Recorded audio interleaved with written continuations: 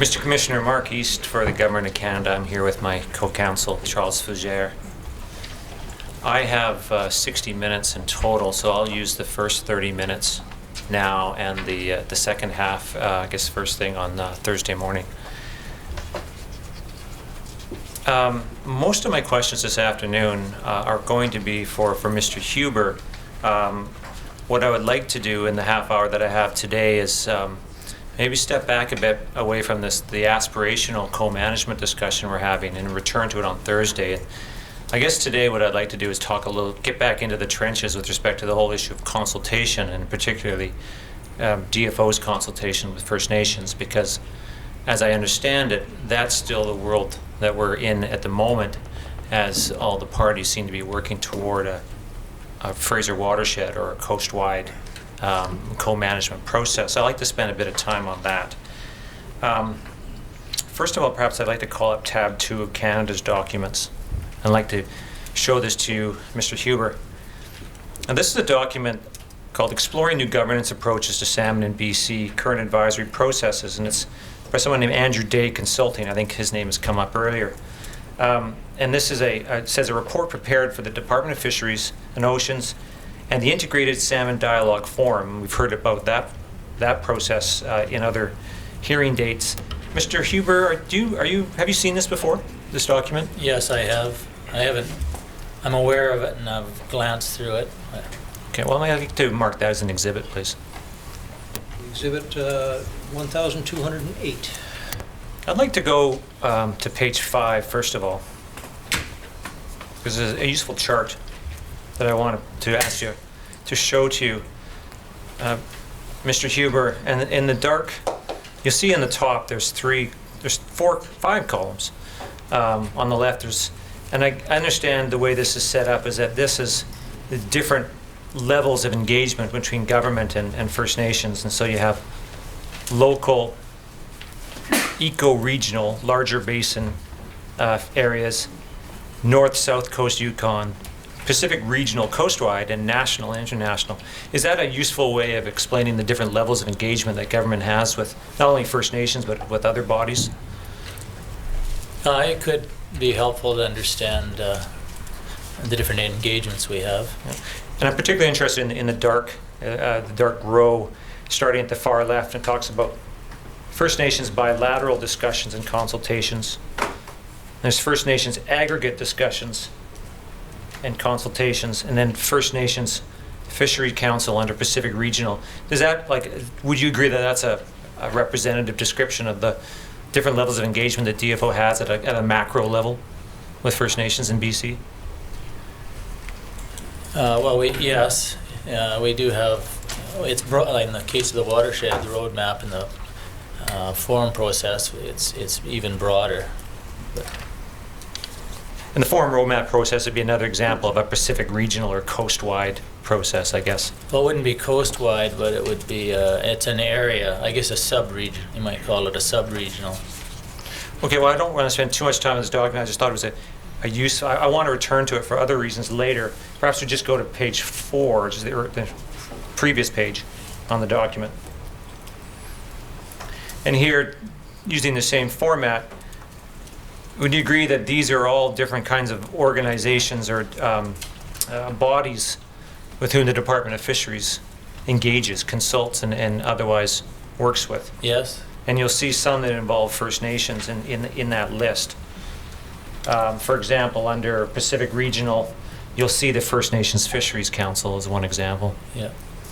Okay, I'd like to move on and just talk a little bit more about DFO's consultation arrangements, and I will return to this document later. Perhaps we can go to tab 27 of Canada's documents. Now, this is an Excel spreadsheet.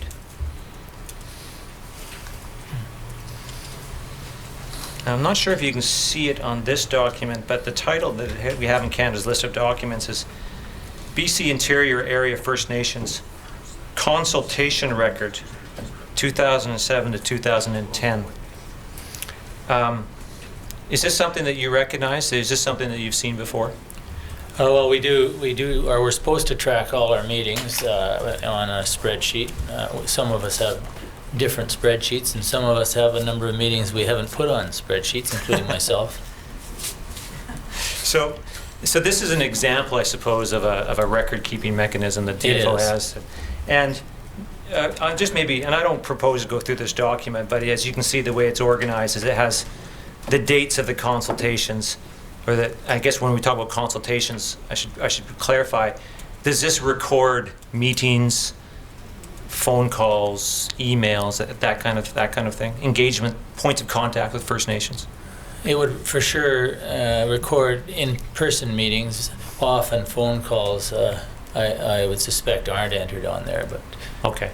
And you can see that under group, a list of the individual First Nations in some cases that the DFO consults with and is listed on here. yes. And when it says all BCI North, do you know if is that a group of First Nations? Is that all First Nations in BCI North? Is that what that's supposed to show? Where are we looking? What? Sorry, it says under group. All BCI North. Oh, that would have been a fan out of an email he would have sent to the various contacts. I see. So that'd be like a distribution list. Yeah, it'd be from Williams Lake North. Okay. And just down at the bottom, you see there's numerous sheets on this list, and maybe, for example, if you go to 2009, BCI North 2009, the bottom of the Excel chart. I guess another question is, does this represent all the points of contact and consultations? No, This is just a snapshot, I would suppose. it is. I mean, we are supposed to keep records. We're supposed to even type records, and it's just our workload issues. It just not possible. And I guess the one reason I wanted to go here, I guess in BCI North 2009, and it unfortunately doesn't show up in this copy, but my count there was 234 entries just on that one chart alone. Does that sound about right? I guess it's hard to. Yeah, I'll withdraw the question without having the actual number in front of you. Can I mark that as an exhibit? Exhibit 1,209. Can I go to tab 28, please, of Canada's documents? And what I'm going to do here, Mr. Huber, is just put a few documents in and then maybe come back and talk about the consultation process more generally. Would you agree that this is a similar type chart, but this is for the Lower Fraser area? Yes. And I don't know if you can see it here, but there appears to be split up into three areas: Mouth to the Port Mann Bridge, Port Mann to Sawmill Creek, and there's a separate entry for the Chiam First Nation. Is that your understanding about how these things are organized, at least for the purpose of consultation tracking? You know, I'm not familiar how they group their Okay. other than they should be recording. Great. And so I'd like to mark this tab 28 as an exhibit, please. 1,210. And if we can go to Canada's tab 49, please.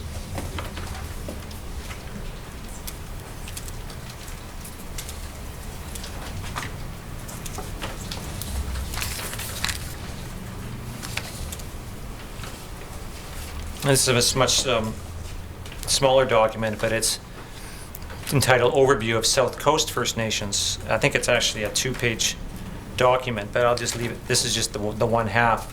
But it says Overview of South Coast First Nations consultations, and it's referencing a group called IMAWG or IMOG. And you'll see at the bottom under the asterisk, it's IMOG means Island Marine and Aquatic Working Group. Are you familiar with that group? Yes. And that's an air body located on the South Coast Island? It's currently in development, yes. So this is a document that records certain consultation meetings with this group on the South Coast. That's I what they're believe- doing there, yes. I can't tell if this is on this one page, I have to go to the second page, or these are meetings or contacts, but based on the statement that says location, it appears that these are meetings that take place. They would be, yes. And if you go back to the first page, I just want to note on the last, at the bottom, it says, under 2010 dates, week of July 12th to approximately end of September, conference calls all South Coast nations discussion and question and answer calls. Perhaps we can go to the next page. Second page of the document. Calls are conducted at a minimum on a weekly basis to provide technical updates and discuss FSC fishing plans. In years of low abundance or in the event of imminent FSC closures, calls are conducted on a daily or as-needed basis. In 2010, calls were only conducted on a weekly basis since FSC fishing was not limited by run size. Is this something that is typical for DFO engagement with First Nations during the peak run times? It is. We, in the Fraser, we have Mike Staley, who sits on the Fraser panel, a technical expert. On Thursdays in the afternoon, First Nations are invited to phone in, including the marine approach areas, and get updates from Mike. He's under contract with FRAFS, and with the FRAFS, Fraser Aboriginal Fisheries Secretariat, his role is to provide technical support and advice for First Nations. Okay. I'd like to mark this document as an exhibit, please. 1,211. And just a couple more documents I want to refer to. Actually, it's one that's already been put into evidence. I believe it's exhibit 945A.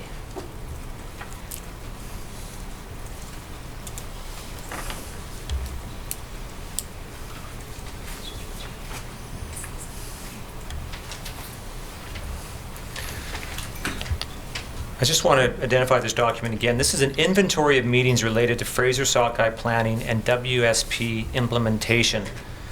Are you familiar with this document? Do you have any involvement in it? No, I haven't. Okay. But, it's just basically a record, yeah. So this is another record of the types of consultations and meetings that DFO engages in. That's correct. I'm wondering, the issue of consultation is a legal conclusion, and I'm wondering if Mr. East is asking for a legal conclusion or if he's asking for confirmation of meetings. Yeah, what I'm doing here, Mr. Commissioner, is just getting a sense of what DFO does with respect to engaging with First Nations. I'm not asking for Mr. Huber to give a legal conclusion as to whether these are consultation or not. I just want to get the fact of the engagement that DFO has, and will lead to argument the question of whether this constitutes consultation. I'd like to go to, so that's already in evidence, so if we can go to tab 296, please.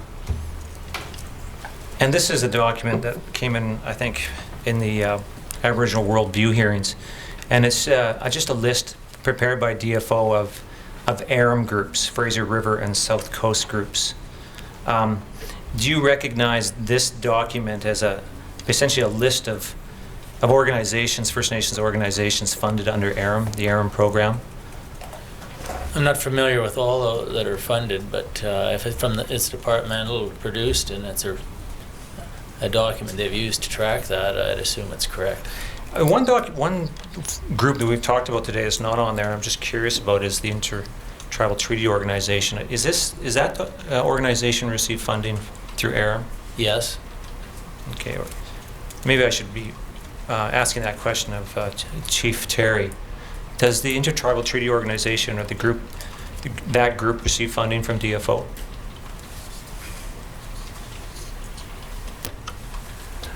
We finally received funding this past fiscal year, and we made application in October, and we received the funds in March. March of this year. March of 2011. 2011. Yes. Okay, so this document appears to be dated August 2010, so that perhaps would explain why the Intertribal Treaty Organization does not appear on this document. I'd like to go now to the Policy and Practice Report, page 121. That's PPR 18. There's a reference in paragraph 288 to the Consultation Best Practices Guide for Department of Fisheries and Oceans, and there's a 6-step process for consultation. Mr. Huber, can you confirm that this is roughly the approach that would be taken by DFO in these consultations or these meetings and engagements with First Nations?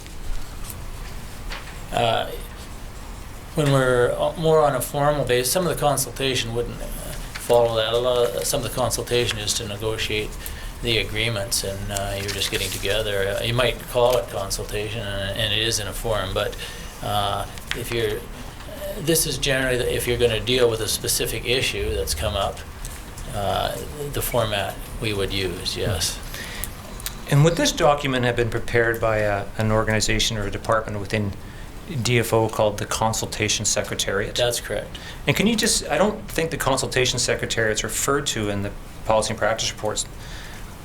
So perhaps if you could just give us a sense of what that department is and what it does within DFO. Well, the department, especially with all the court decisions, we had to improve our consultations. So a number of us, when it was initiated, helped develop, one of the jobs was to develop this best practices guide. It came out before the federal government of Canada and INAC came out with the consultation guidelines that are existed, and have just been updated recently. So we used this, and the lady that was Jay Hartling was the lead at the time this was developed. She also went to Ottawa and helped with Ottawa with developing the national guidelines. Our secretariat, in addition to helping develop these guidelines, they help staff with training. They help coordinate different consultations, like we had fall consultations where each year, for a few years, we would go around the province and consult on a number of things, issues at one time. And they also help track, meetings, keep track of a calendar of the different engagements that are ongoing in that. Okay. One more document I want to put to you, and then I'm going to ask you some questions about consultation, or what DFO considers to be consultation. And that is tab 24 of Canada's documents. And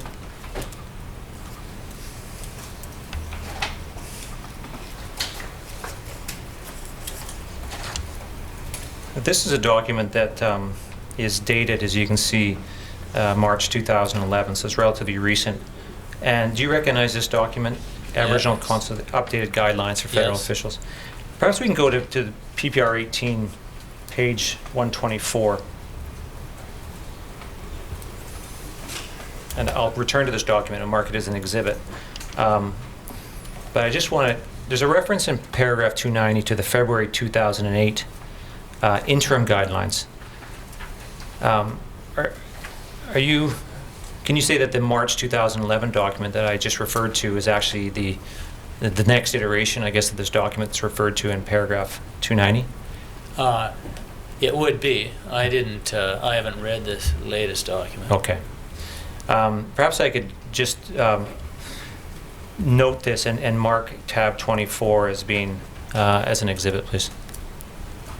Exhibit 1,212. Now, stepping back a bit, Mr. Huber, based on the documents and some of the discussion we've had today, does DFO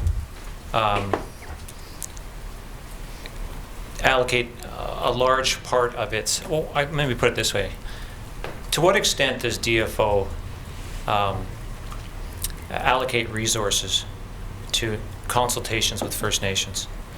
It's a big part. We have legal obligations there, so it's a big part of the work we do.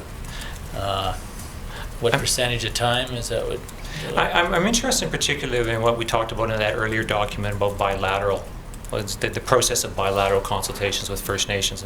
I think we heard today that there's some 150 First Nations that harvest Fraser sockeye. There are a number of aggregates of First Nations and a number of different bodies and fora that DFO attends. So I just want to get a sense from you, if you can maybe take the time that we have remaining today just to talk about the different processes that DFO engages in a typical year to consult with First Nations. Well, Starting in a typical year. How does this work? Well, at the band level and the tribal council level, it's up to the First Nation to advise us how they want us to engage, whether they want some tribal councils will say to engage like the Southern Carrier, directly with each of their member bands, and others want us to work with the collective. And then, of course, there's the independent bands. So we take direction from the local Aboriginal organizations on how to engage. But for sure, the local resource managers will work with each of the First Nations to look at their local fisheries, because communal licenses are issued either as part of a fisheries agreement, or, and if there's no agreement, they're still issued, but based on consultations that need to occur annually. And as you get into the broader picture, like the sub-regional AROM bodies, like the Upper Fraser Fisheries Conservation Alliance, Marcel's here, but I think about 10 times a year they would meet. So sub-regional AROM, even Saul Terry with the Stlatlium, Saul and I used to co-chair a management and a technical, well, we co-chaired the management team there for an agreement we had with Stlatlium, and we met, tried to meet monthly, but probably 10 times a year. For a few years, we were piloting new ideas on how to communicate effectively and engage with the communities. So the larger the aggregate, I would say, the more engagement we have, at least at the sub-regional level. And our work at the regional level with the First Nation Council, we meet regularly in a number of different forums. So from a DFO perspective, meeting with aggregates of First Nations has certain benefits as far as, I guess, efficiencies, both in time and in resources. Absolutely. We just don't have the resources anymore to meet with every First Nation. At the same time, is it true that DFO by necessity defers to the First Nations as to how they present themselves for the purposes of consultations? That is correct. I'd like to take you back to the original document as Candace Tab 2 that I looked at today.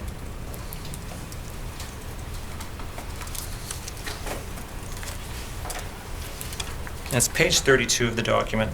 And it's just an interesting observation.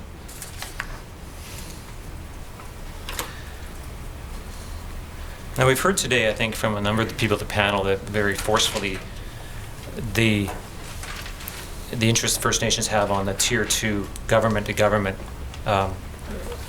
discussions. And I think I want to ask you, Mr. Huber, if this is consistent with what has been discussed today. It's the fourth bullet under 5.28, participation. So this is the consultant's findings. First Nations view their mandates as being at their local territory level. And stopping there, I guess local territory level, that could be at the First Nation or aggregate level. Is that been your experience? That's correct. This is the opposite of DFO, whose mandates largely come from national and Pacific regional levels. Would you agree with that? Yes. While some nations work in aggregate groups at eco-regional and coastwide levels, and bringing in those concepts in this document, aggregate bodies generally may not have a clear mandate when it comes to decision making. This is a fundamental issue that affects the advisory process structure. Is that something that you would agree with? Yes. So perhaps recasting that and going back to the discussion we had, and I know we have about 5 minutes, and I want to start talking about the forum and roadmap. Is it one of the fundamental issues for DFO is that, first of all,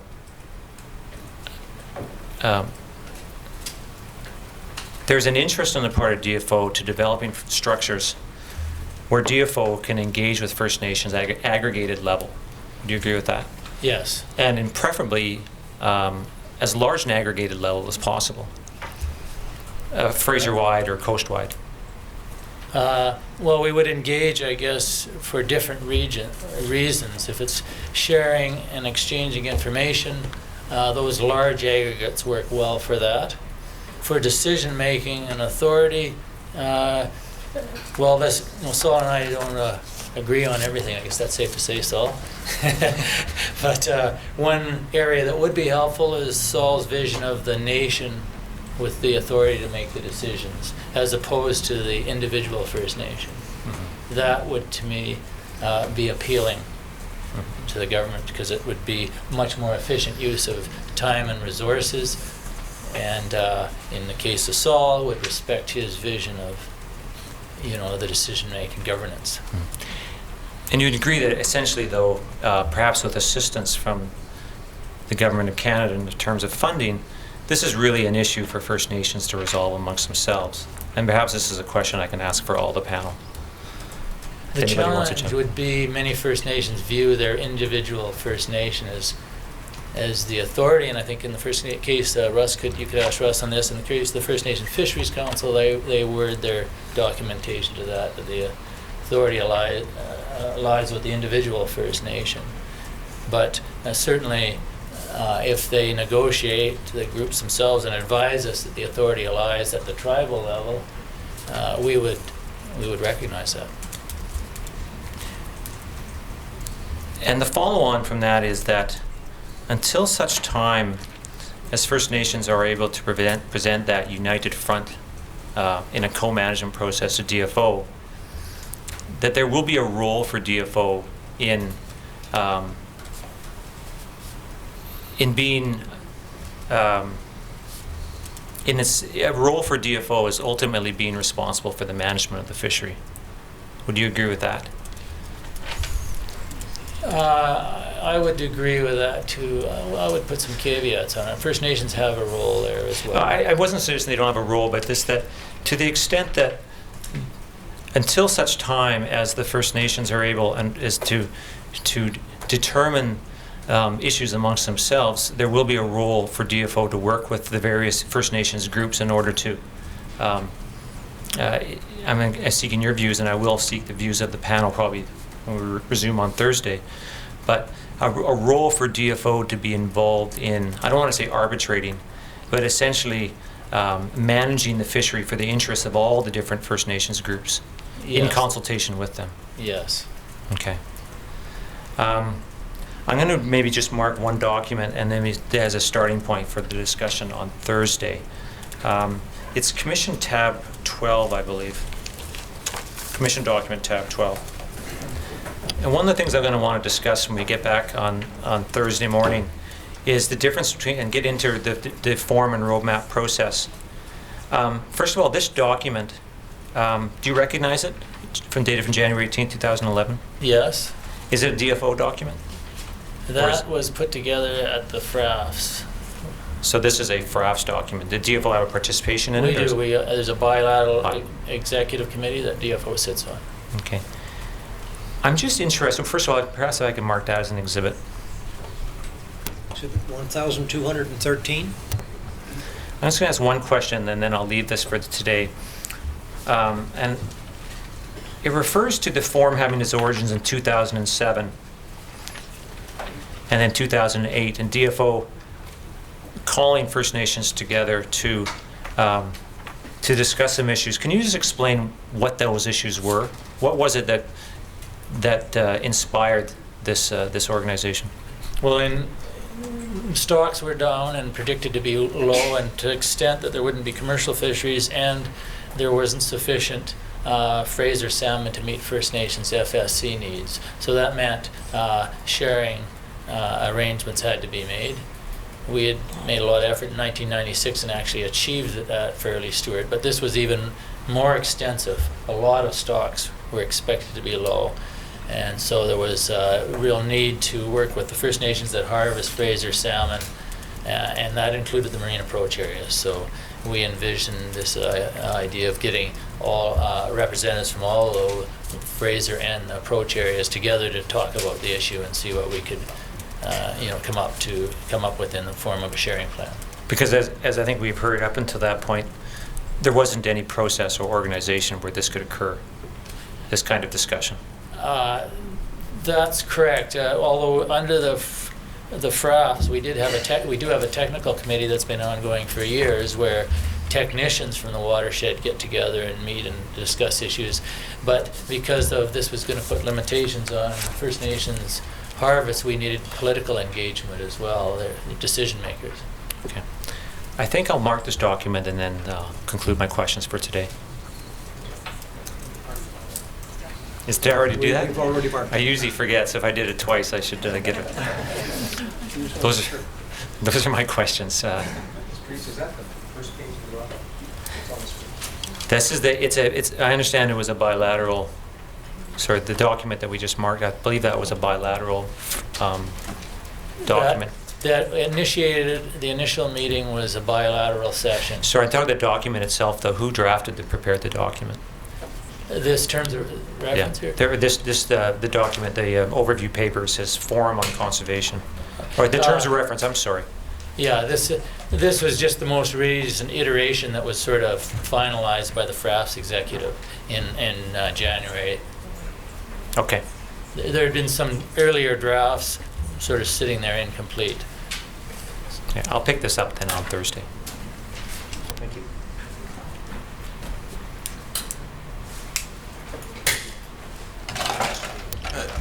Mr. Commissioner, I believe we're adjourning then until Thursday morning at 10 a.m. Correct. Yes.